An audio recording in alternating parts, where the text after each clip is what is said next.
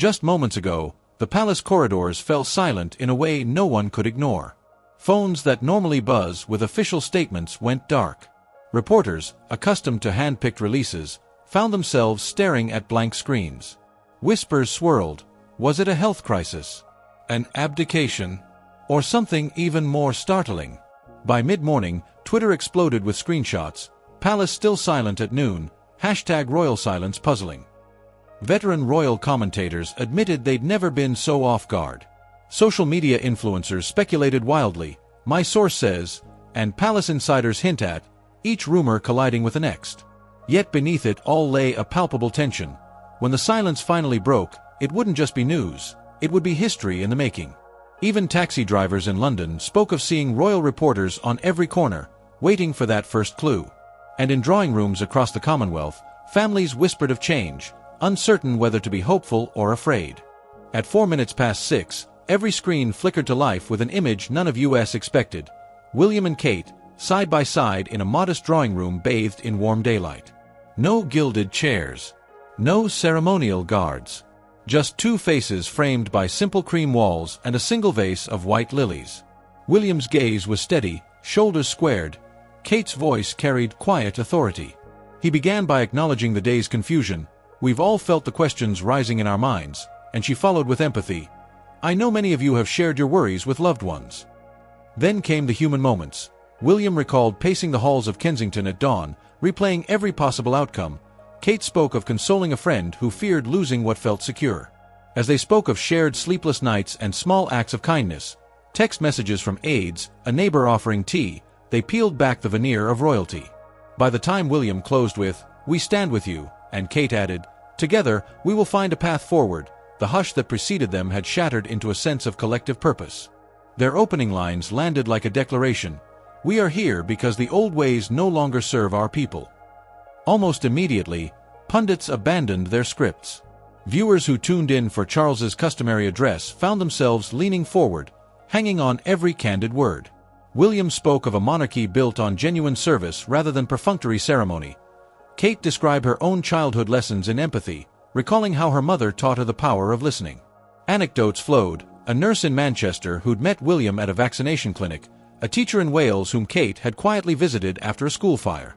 Each detail painted a vivid picture. This wasn't staged royalty, but relatable leaders stepping into a new era. Commentators noted how the couple's unforced pauses, the occasional shared smile, turned what could have been a stiff broadcast into an intimate conversation. And as they closed by promising transparency, action, and heart, it became clear the monarchy's narrative had irrevocably shifted. While the nation watched, the palace establishment was in upheaval.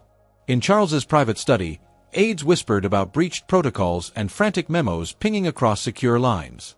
Insiders reported the king retreating to his morning papers, brow furrowed, grappling with a grief no public statement could express. Camilla, who spent years sculpting a stable, charitable image, felt the ground slipping beneath her. Late-night strategy sessions in Clarence House tried to map a response. Some urged immediate damage control, a hastily arranged photo op, while others counseled silence. But each leak from behind the scenes only amplified the sense that power was quietly migrating away from the traditional center. Palace staff described corridors once humming with purpose now stilled by uncertainty. And palace gardeners even joked that the roses outside Buckingham looked more vibrant. After all, they bloomed without royal guests trampling the lawns. In whispering corners, one question rose above all. Could the old monarchy survive this unexpected turn? Meanwhile, off-camera, Kate was already mobilizing. In a secluded conference room at Kensington Palace, she convened maternal health experts, midwives, and mothers. There was no press, only frank conversations, accounts of prolonged hospital waits, stories of mothers denied vital support, and tales of discrimination against marginalized communities. Kate listened intently, her notes filling page after page. Within days, plans were drawn: mental health hubs for youth in underserved areas, a scholarship fund for caregivers, discreet support lines staffed by trained volunteers. A pilot program launched in Birmingham, with community leaders praising the initiative's blend of royal reach and grassroots authenticity. Social media posts from volunteers, photos of Kate reviewing program materials over tea, William testing radio equipment for remote clinic visits, spread organically, building momentum. Word traveled fast. This wasn't another photo op, it was a people-powered revolution with Diana's compassion at its core. At a flood relief meeting in Somerset, William arrived unannounced. No cameras, no royal entourage, just a simple raincoat and a name tag. He sat among volunteers, notebook in hand, absorbing stories of homes lost and lives overturned. When a teenager looked up and challenged him, "Are you here to help, or just for show?" William leaned forward and held the question in a thoughtful silence, then answered, "I promise you, I'm here to help. If I fail you, call me out." A volunteer's phone captured that exchange, and within hours, the clip had tens of millions of views. Across continents, people praised his authenticity. "Finally, someone who gets it," typed one user. "No more royal lip service," wrote another.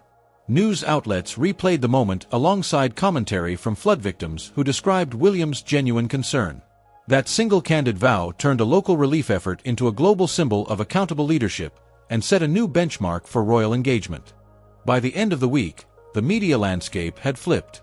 Newspapers that once led with King Charles's overseas tours now splashed front pages with headlines like "Cambridge Compassion" and "New Royal Era." Television crews who camped outside Clarence House relocated to youth centres in Manchester and climate forums in Glasgow. Kensington Palace, once overshadowed by Buckingham, became the heartbeat of royal news. Even long-time royal correspondents admitted they'd never seen such a rapid pivot. "It's like the monarchy found its voice again," wrote one on Twitter. Press conference venues shifted from ornate palace foyers to community halls and local schools.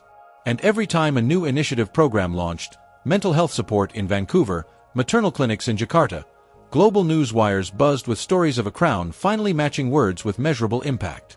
The narrative was no longer dictated from above, it was being written on the ground, in real time. Watching from the wings, Camilla mounted a different strategy. Curated photo ops at long-standing charities, soft press releases, and invitations to traditional galas. But each move felt like polishing an old trophy. Public trust couldn't be recaptured through staged portraits. Volunteers began posting behind-the-scenes images of Kate in a hard hat at a construction site, William in wellies on a floodplain, proof the Diana initiative lived outside palace walls. Meanwhile, reports surfaced of palace insiders drafting talking points for Charles that rang hollow. "We support the initiative," they'd say, but without the conviction audiences craved. Camilla's aides quietly fretted over whether a formal gala or a discreet luncheon would win back public favor. Yet every staged event only highlighted the grassroots authenticity of Cambridge's approach, and, ironically, drove more attention back to the initiative's unscripted triumphs. The Diana initiative's reach rippled across continents. In Toronto, a mental health center opened its doors under the initiative's banner, offering free counseling to at-risk youth. In Nairobi, partnerships with local NGOs launched empowerment workshops for young leaders. In Jakarta, maternal health clinics saw record attendance after discreet launch events. Each program's impact was transparently reported online. Donations received, beneficiaries helped, progress tracked month by month. Community members shared videos. A young Canadian artist painting a mural celebrating hope, a Kenyan student giving a TED-style talk on newfound confidence, a Javanese mother thanking Kate in person during a video call. This global footprint proved a simple truth. When leadership pairs empathy with action, borders blur and trust transcends status. And the world began to watch not just as spectators, but as collaborators in this quiet revolution. Now, the question hanging over the throne isn't who will inherit next, but what shape will the monarchy take in a world that craves authenticity? Younger royals, once unsure of their purpose, are stepping forward to join working groups on mental health, climate resilience, and women's empowerment. Palace staff retrain in community engagement rather than event staging. Even veteran royal commentators, long skeptical, admit they're captivated by this living experiment in service-first leadership. From the hush that preceded the announcement to the global movement that followed, one thing is clear: trust will always outlast tradition. So tell us, do you think this is the monarchy's bold rebirth, or its final transformation? Drop your thoughts in the comments, hit that subscribe button for more exclusive stories, and stay tuned. You've witnessed only the first act of a story still unfolding.